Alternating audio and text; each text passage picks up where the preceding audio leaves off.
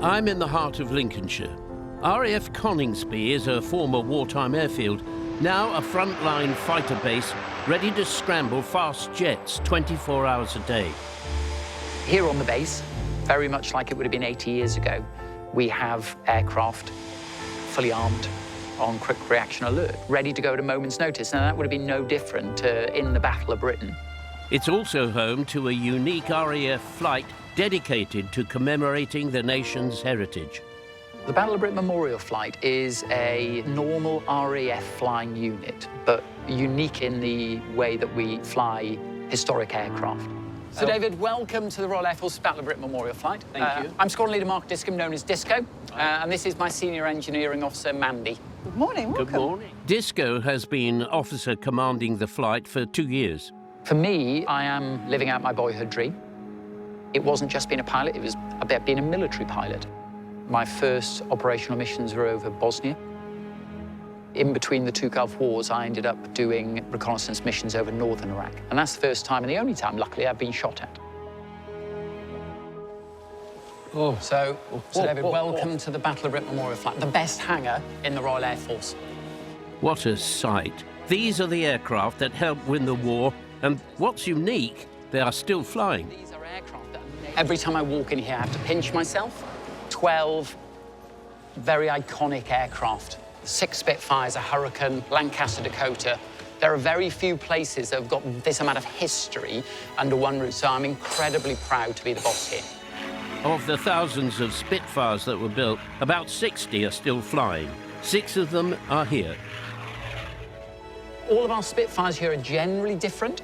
So this is a Mark IIA Spitfire, the only one still flying that actually took part in the Battle of Britain. So in 1940, this was protecting Britain from Nazi invasion.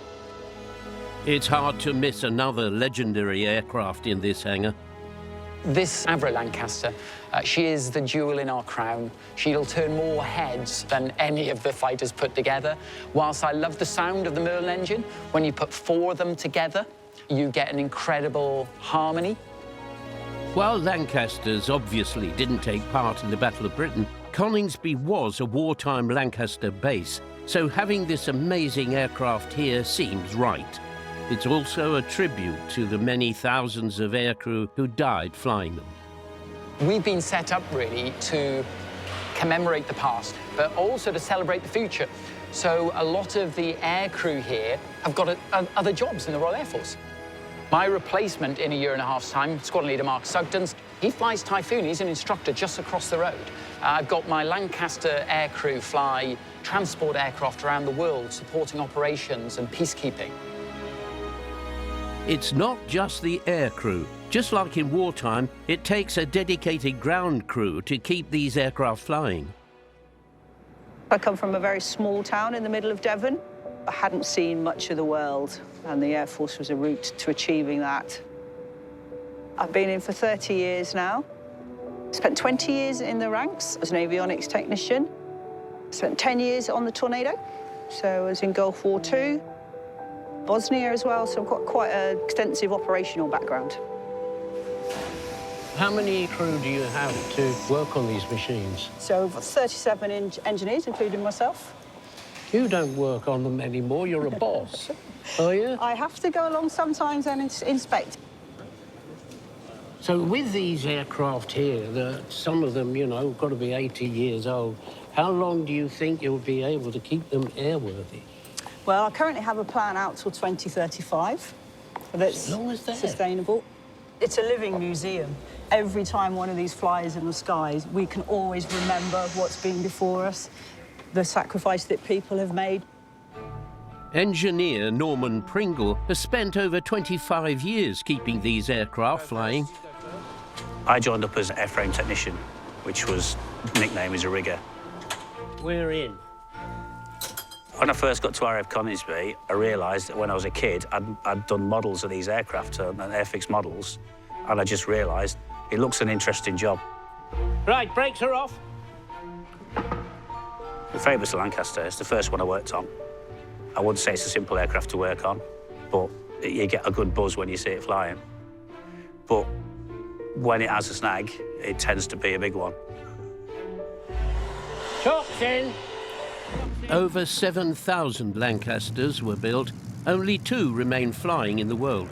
You cannot climb inside and not think of the brave men that flew them. And you can't help but admire the courage of a young man sitting here and flying this machine full of bombs into the teeth of hell. Norman and the engineers have spent the winter taking these planes apart. Now they are getting them fit to fly. It's time to fire up the Spitfire. It has to have its tail tied down because it wants to lift, as if it wants to go. It wants to fly, it wants to go. Once you start the engine, it wants to go. Sergeant Mazza Marriott has the privilege of starting up the Merlin engine. I joined as an airframe technician, and I spent the majority of my career on Tornado. It is the RAF's finest hour, I still believe, the Battle of Britain, and to work on these aircraft, it's just an incredible experience. You know, I suppose it's every little boy's dream to go flying in a Spitfire. Yeah. I remember having a duvet of a Spitfire cockpit and sitting in there when I was a child. So to be able to sit in one and engine run it is a massive, massive honour. That's why they called it the Spitfire.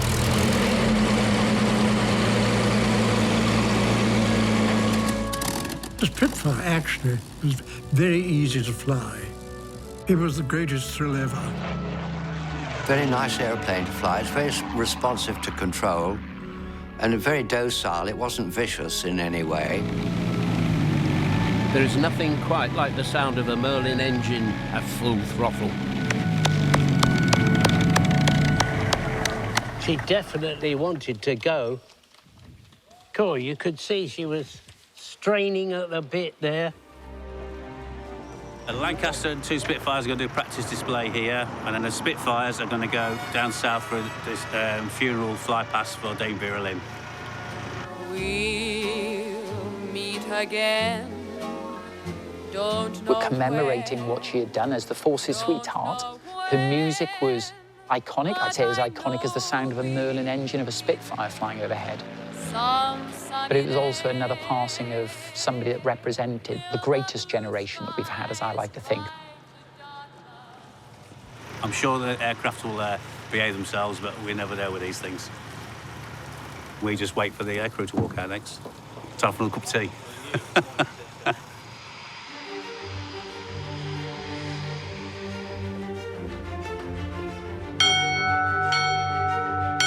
It's the flight's tradition to ring a World War II scramble bell to let the ground crew know how many aircraft are ready to fly.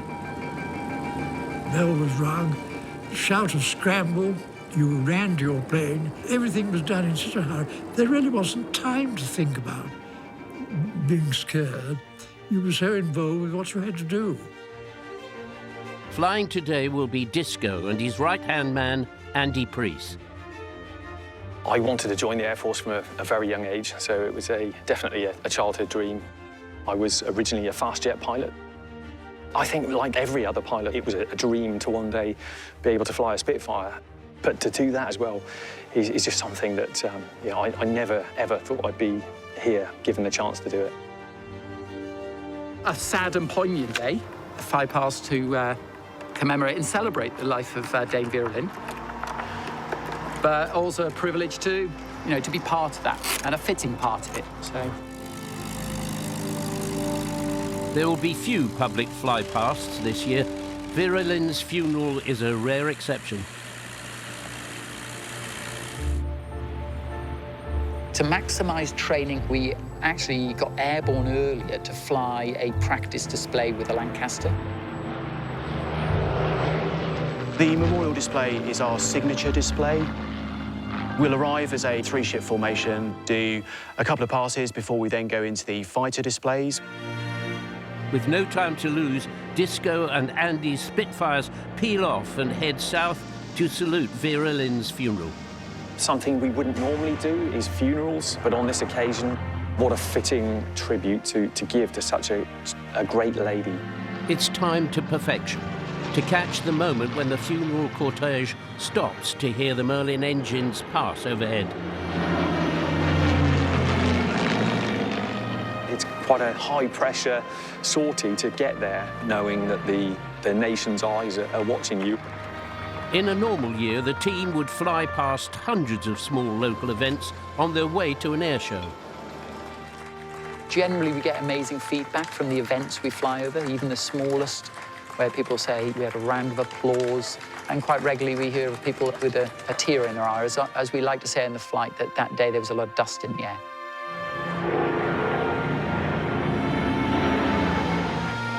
Back in RAF Coningsby, Norman and the ground crew are on standby.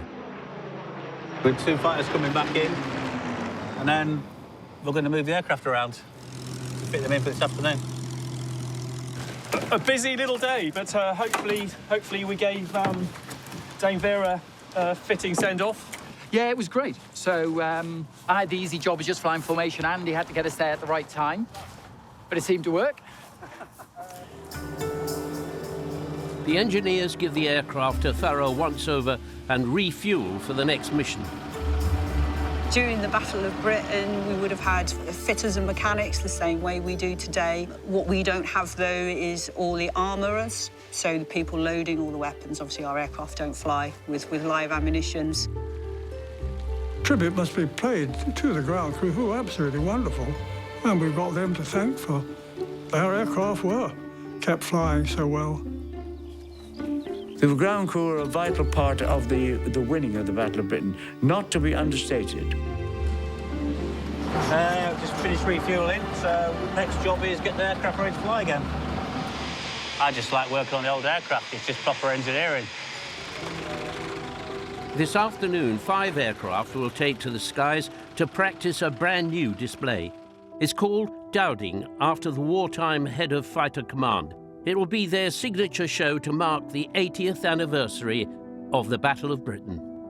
The aim today is to safely conduct the first go. What we're looking at today is very unusual. The Lancaster will be in formation, so I will be leading the formation with the Hurricane up front, and everyone will see the 5 aircraft together.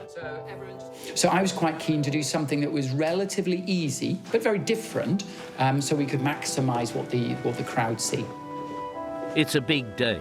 This is the first time this year that almost all the flight will be in the air together.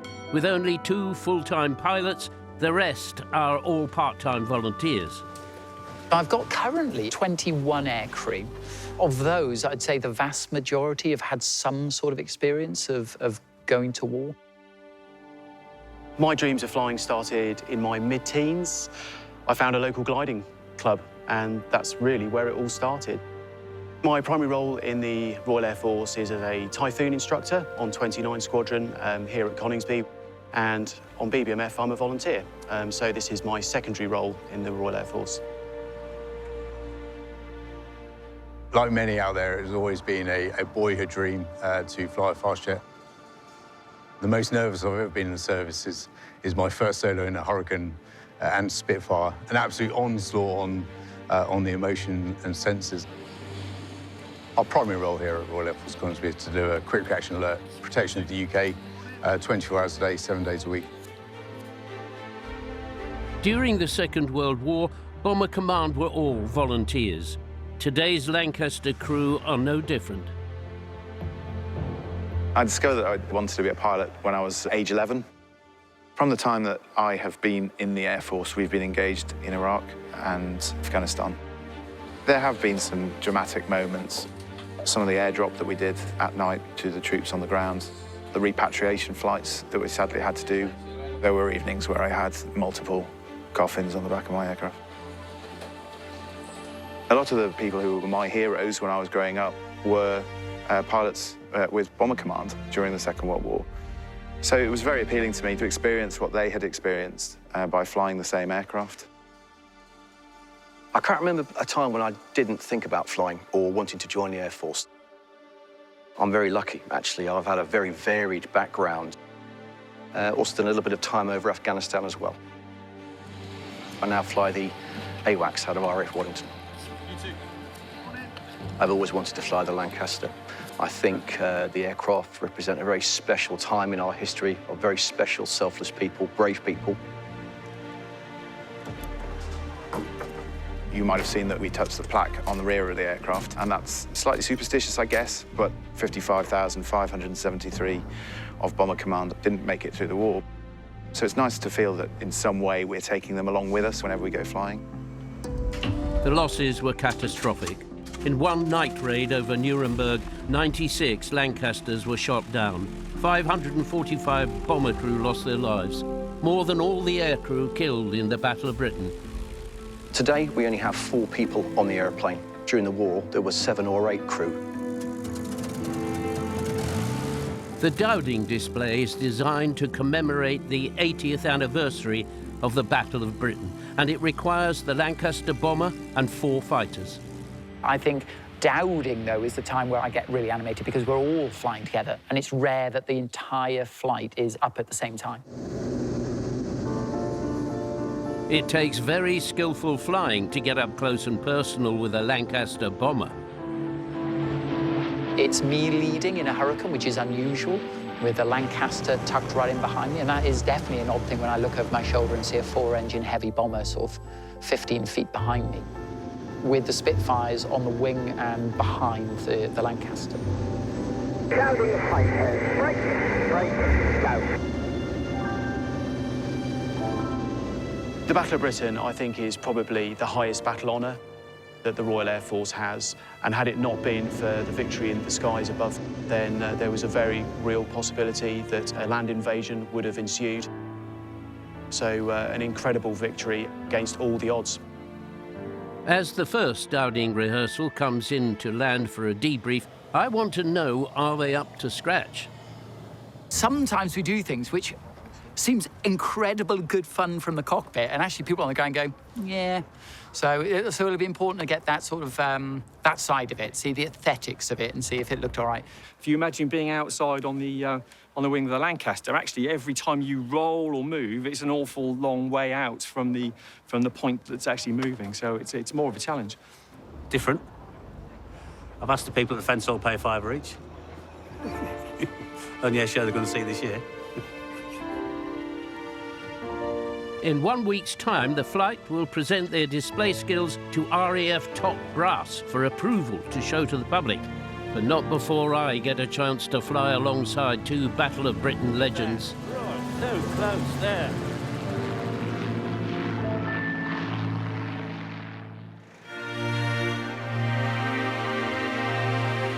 The Battle of Britain Memorial Flight keeps 12 historic aircraft flying, and all have stories to tell.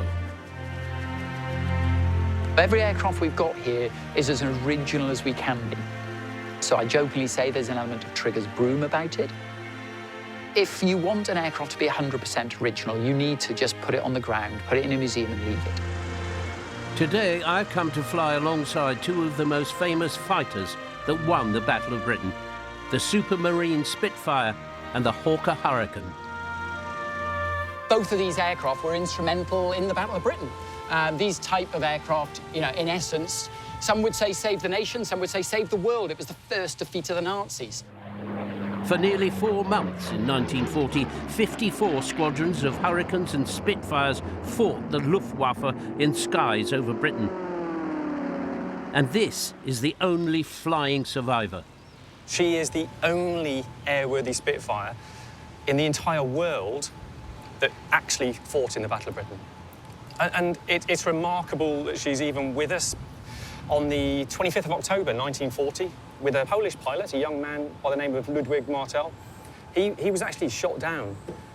In her? In this very airframe. So he took shot through the left wing, which came through the wing and through the cockpit, and went into his left-hand side and through his left leg. Good Lord. And he was rescued, and also, thankfully, the aircraft was saved. And then forward on from there, when they made the film The Battle of Britain, they were able to get her back to flying condition quite easily, and she was used in the film. So she's a film star? She is absolutely a film star. So anyone who's seen that film, you've seen this aeroplane. I think they're both wonderful machines. For me, this is the Land Rover, this is the Aston Martin. This is rugged, dependable, and she gives you confidence. The Spitfire is lighter, more manoeuvrable. Yes. Does the Hurricane have the same engine as the Spitfire? So exactly the same, except she's a third heavier. The Hurricane would struggle to get up to the height, certainly to engage the Messerschmitt 109s, where the Spitfire would be able to get up there and engage, you know, on equal terms. Today, I can't fly in these single-seat fighters, but what I can do is get airborne alongside them. It's always a great privilege to walk out to one of these aircraft and get into it and go and fly it. It is to do with what they represent. The Battle of Britain itself, you know, the first battle solely fought in the air, and being watched by the people that were being defended, which was incredibly unusual. Disco is flying the heavyweight Hurricane, whilst Andy is piloting the Battle of Britain Spitfire. I'll be alongside in a helicopter, well, just like the one I fly myself. Thank you, pilot. Yeah, I know you're desperate to fly it. Oh, no. No, no. I'll keep my hands to myself.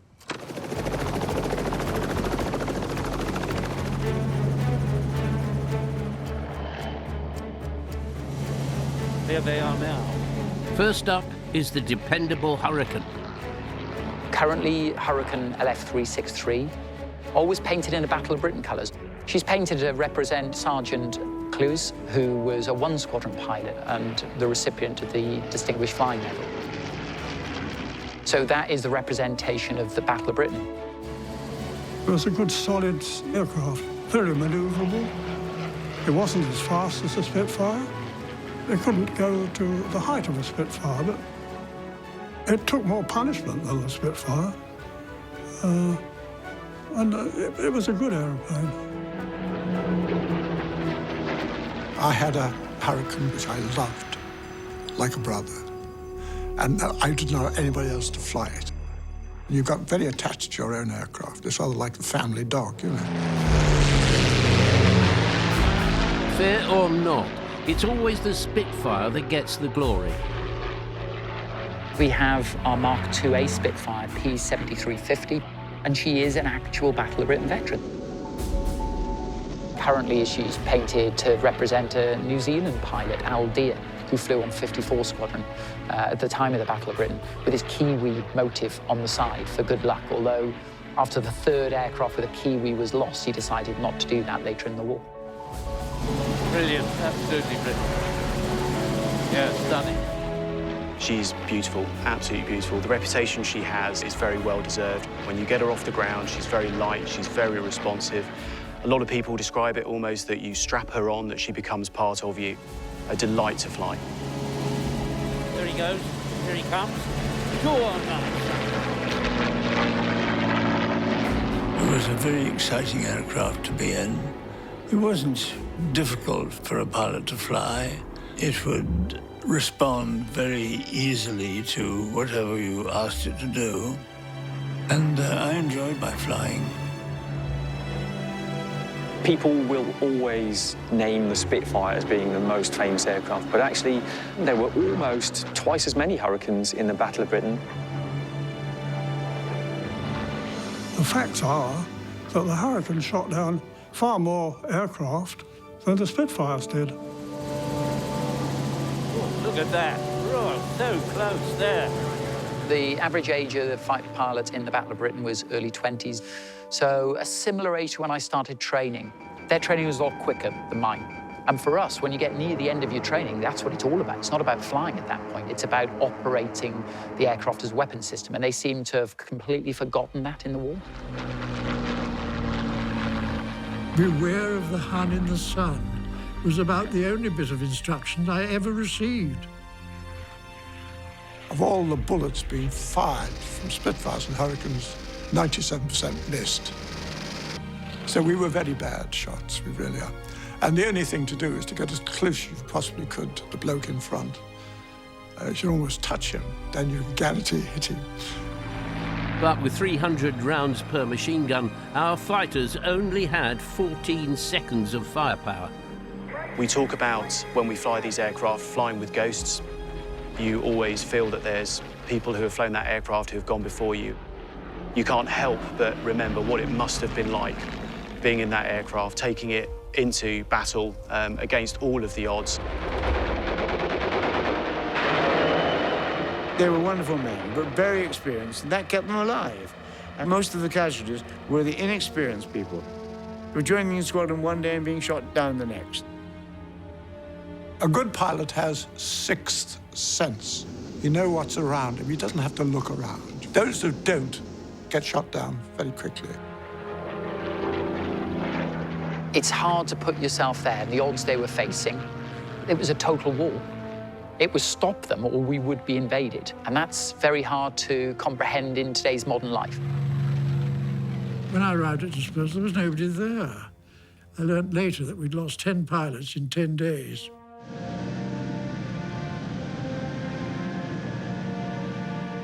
Each aircraft has its strengths and weaknesses, but the Battle of Britain was won by a coordinated effort by the Hurricane and Spitfire, and neither would have been capable of winning the Battle of Britain on their own. Those guys who flew those things in anger, well, you know, my heart goes out to them because they were so brave. And you get that sense when you see them fly past and go past you at speed. You realise if you were on the receiving end, you wouldn't want to stay about very long. There he goes. Here he comes. Go on, lads. That's the victory roll. Good way to end our display. What a privilege to get a taste of what it must have been like in the skies of Britain in 1940. Now the flight has more to prove. They have to convince RAF top brass to grant approval to display to the public. It's an important day, and I'll have a ringside seat.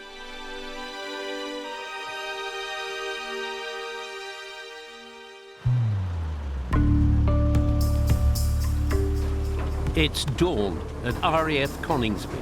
I have come to help the early shift of the Battle of Britain Memorial Flight on one of the most important days of the year. They're going to be assessed to see if they are officially allowed to display in public, and there's a lot riding on it. Yes. Yeah, look at that. Pushing the whole thing with one finger. Oh, not a bit. It's over the hill now, it gets away from you. Yeah, it does. The ground crew have already been assessed. Now it's the turn of the aircrew to show what they can do. I'm going to catch up with them in their pre-flight briefing. Oops. Just gone over Datum. We're extending further south, and all of a sudden you get a catastrophic engine failure. What are you going to do?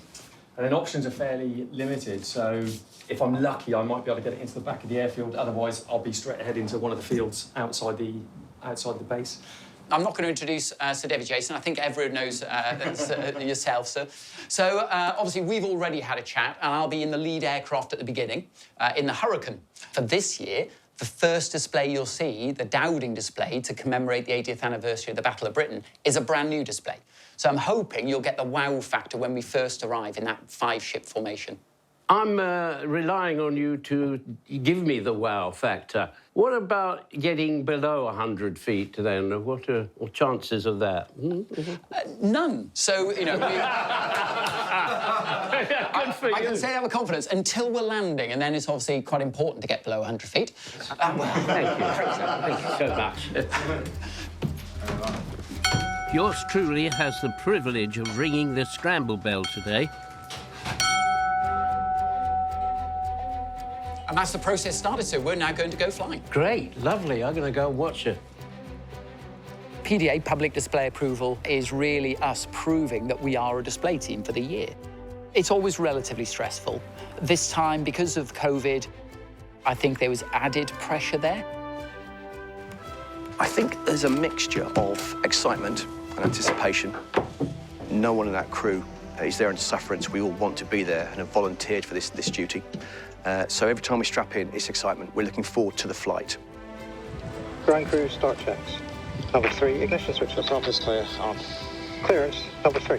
Cleared, start number 3. Turn 3. Turning 3.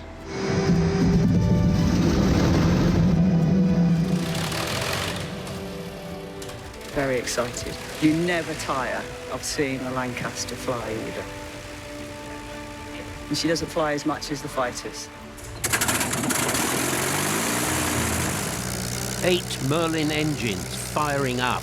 That's music to my ears. What now? You know what I'm going to say. Cup of tea. For takeoff, check this, please. Flight instruments. Checks left. And 4 on the right. And flaps. Very, very emotive.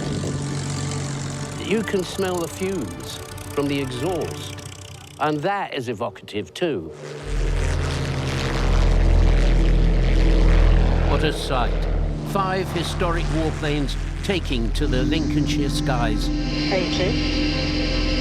90, rotate. Up, gear up. Select. Controls left, right.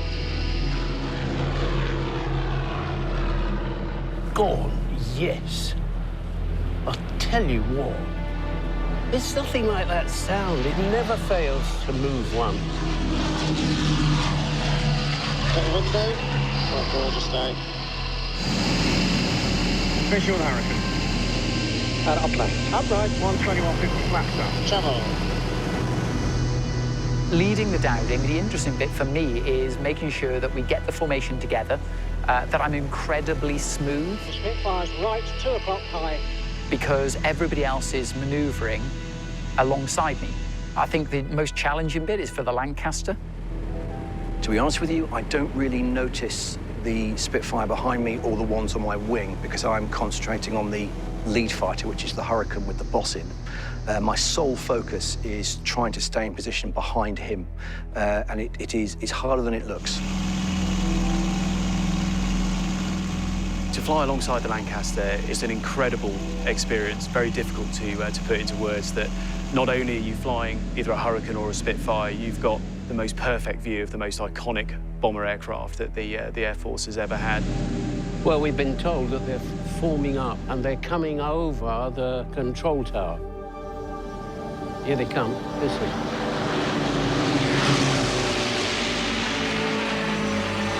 Yeah. Gosh, that is good. That is very powerful medicine, that is. The swan-like formation is the big intro of the Dowding display, and it certainly packs a punch. It's a fitting tribute to the 80th anniversary of the Battle of Britain.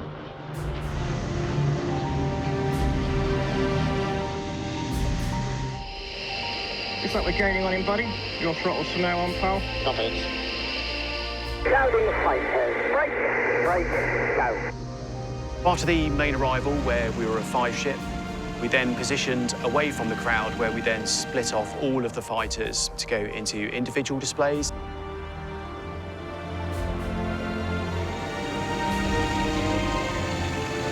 Every move is being watched from the control tower by an RAF Air Vice Marshal. They're the adjudicators. They're sort of like, you'd imagine them, they've got numbers going 4, 5, 9 out of 10. It's Andy Priest's solo display in his D-Day Spitfire, which had 143 wartime missions to its credit. All Spitfires are lovely to fly, but AB, for me, just has something, just that extra bit special. She handles perfectly. You can almost fly her hands off.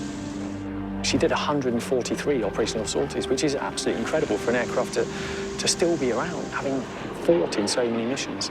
She's powerful, so even though she's only a Mark V Spitfire, she would give some of the later Mark Spitfires a run for the money. So to fly that solo display as well, it's just an absolute delight. If you ever wondered what a Spitfire was like in a Battle of Britain dogfight, this is it, with Disco and Suggs slugging it out in the sky.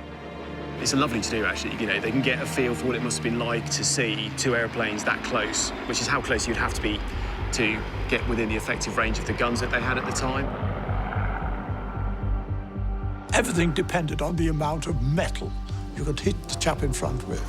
And of course, with 303 bullets, 97% of which missed, it took a lot of bullets to hit her. Younker's 88, particularly, just absorbed bullets. You'd hit it 100 times, and it'd still go on. Go on, get him. I'm credited with destroying 8 aircraft. German ones, not our own. The Lancaster was Britain's most important heavy bomber. Probably its most famous wartime mission was the Dambuster raid in 1943, and Coningsby was a former home of the Dambuster Squadron. As part of today's display, the Lancaster crew demonstrates a white-knuckle, low-level bomb run at just 100 feet. Clearly, it feels like you're very close to the ground. Dambusters were doing 60 feet at night over water without any night vision systems. Their feat is pretty much incomparable to what we do. Arm doors open. Travelling. They were doing under fire at night with a job to do. It was a really impressive feat. This is why I admire the bomber boys, because they are briefed for their raid. They then had to face probably a 10-hour trip, possibly, to Berlin with night fighter pilots and all the hell let loose from anti-aircraft guns when they got there, and then do it all the way back again. You wouldn't want to be on the ground, would you, with that coming at you in anger? Quite enough to frighten the socks off you. Wings level, below 150, gear down. Select, travel left. For the public, and then for me, the importance is what she represents with the incredible loss of life. 43% of Bomber Command aircrew being killed. To have her as a living memory for them is hugely important. Go on, my son.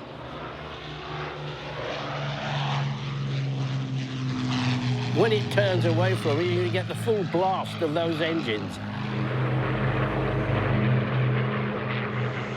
I used to be flying 3 or 4 times a day, and you'd be flying 5 hours a day.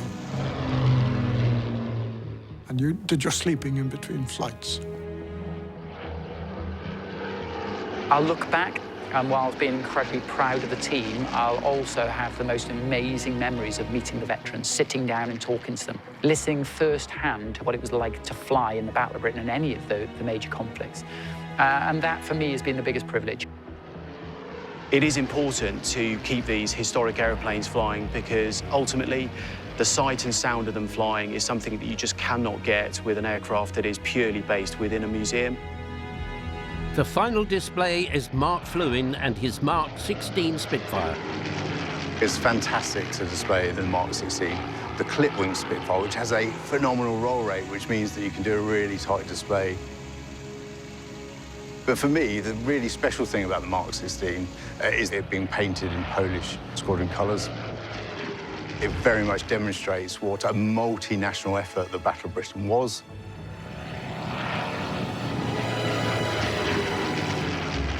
I remember reading a poem. You said, all I want to do is to get behind a Spitfire with 8 machine guns.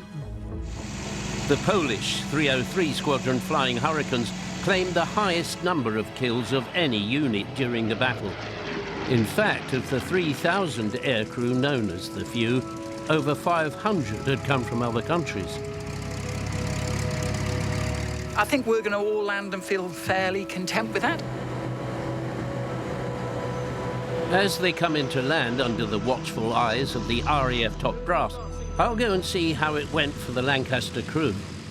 I get very emotional about seeing these aircraft flying. How does it resonate with you guys? Well, you can't help but think about it, can you? Agreed. It's on your mind every time you strap in. And as you saw us tapping the plaque on the back, it's our nod to all the Bomber Command veterans that didn't come home. Now, to find out if the flight has the wow factor to fly public displays this year, Air Officer Commanding No. 1 Group gives his verdict. Firstly, a thank you to you all. I know it's been really difficult over recent weeks and months to get to where we've got to today. What I saw today was very safe, very professional. And then also we're here to take a look at to see if the display is suitable and appropriate to go in front of the public. And I'm very pleased to say it certainly is. The new Dowding sequence, very impressed with that. You know, really exciting. Thank you for all your work and well done. Flight, shun. Dismiss.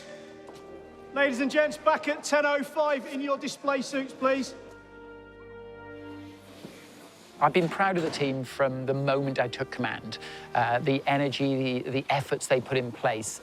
We are one team, and that's hugely important for me, that everybody gets the same sense of, as an element of relief, we've done it. It is a huge team effort to have got us here. If we look back in March, I don't think anyone would have thought that we would have been standing here today in our display flying suits. It's an incredible effort to get here. And I'd like to just one last time say thank you very much. I would just like to say that the pilots get all the glamour, but behind them as the most important people, I think, is the team. You people who keep the aircraft flying, so well done. These aircraft can fly forever. We've just got to have the will as a nation and as a service to do that. And right now there is the will to carry on flying these aircraft in perpetuity. So on this 80th anniversary of the Battle of Britain, we remember all of the brave who fought and died for freedom. We lost 500 people killed on our side. The best that Britain could produce was lost during the Battle of Britain. We were a match for the Germans, but we were fighting over our own country, and we knew what we were fighting for. And when we say we won the Battle of Britain, it's the whole country that won the Battle of Britain, really.